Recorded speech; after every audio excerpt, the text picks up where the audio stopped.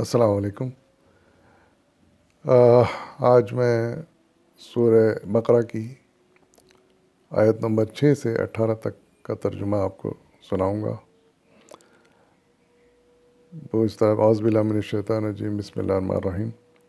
جن لوگوں نے ان باتوں کو تسلیم کرنے سے انکار کر دیا، ان کے لیے یکساں ہے، خواہ تم انہیں خبردار کرو یا نہ کرو، وہ بہرحال ماننے والے نہیں ہیں۔ اللہ نے ان کے دلوں اور ان کے کانوں پر مہر لگا دی ہے، اور ان کے کانوں پر پردہ پڑ گیا ہے، وہ سخت سزا کے مستحق ہیں۔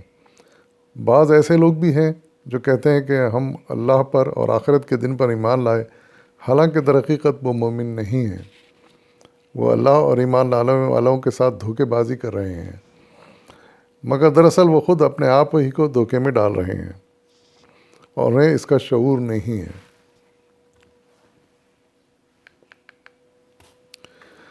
ان کے دلوں میں ایک بیماری ہے جسے اللہ نے اور زیادہ بڑھا دیا، اور وہ جھوٹ بولتے ہیں، اس کی پاداش میں ان کے لیے دردناک سزا ہے۔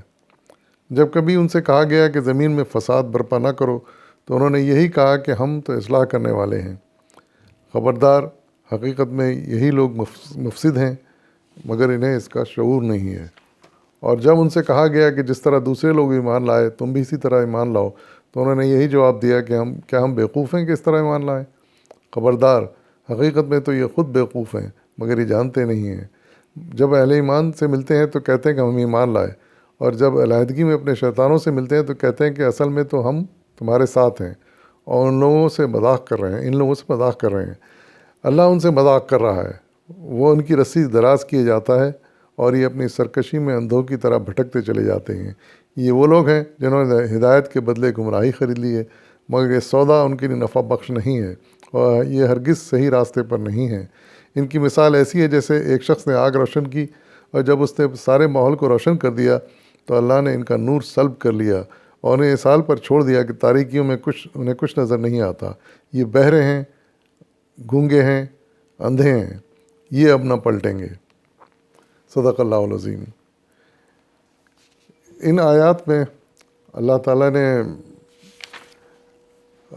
منافقوں کے بارے میں ارشادات فرمائے ہیں، اور ان کا بیہیویئر، ان کا رویہ اور ان کا انجام بھی بتا دیا ہے۔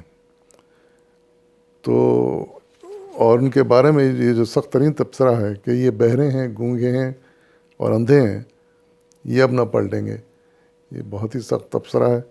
اور اس کی وجہ دیکھیں کہ یہ حضور یعنی تصور کریں، حضور صلی اللہ علیہ وسلم تبلیغ کر رہے ہیں، دعوت دے رہے ہیں، اور یہ انجان بنتے ہیں، ایسے سنا ہی نہیں۔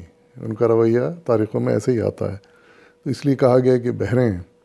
گونگے ہیں اس لیے کہا گیا کہ یہ حق بات سن رہے ہیں لیکن اس کی حمایت نہیں کر رہے ہیں، اس کو تسلیم کر کے اس کو دل سے اس کی حمایت نہیں کر رہے ہیں، اور حق بات کا اقرار نہیں کر رہے ہیں۔ اور اندھے ہیں اس لیے کہ وہ دیکھ رہے تھے کہ جو نا ایک ایسا شخص 40 سال جس کا کردار سامنے رہا ہے، وہ اللہ کا رسول ہے، اور جس کو انہوں نے خود صادق و امین تسلیم کیا، اور وہ یہ دعوت دے رہا ہے، یہ سب کچھ دیکھتے اور جانتے ہوئے بھی اس کا انکار کیا انہوں نے، اس لیے ان کو اندھا کہا گیا۔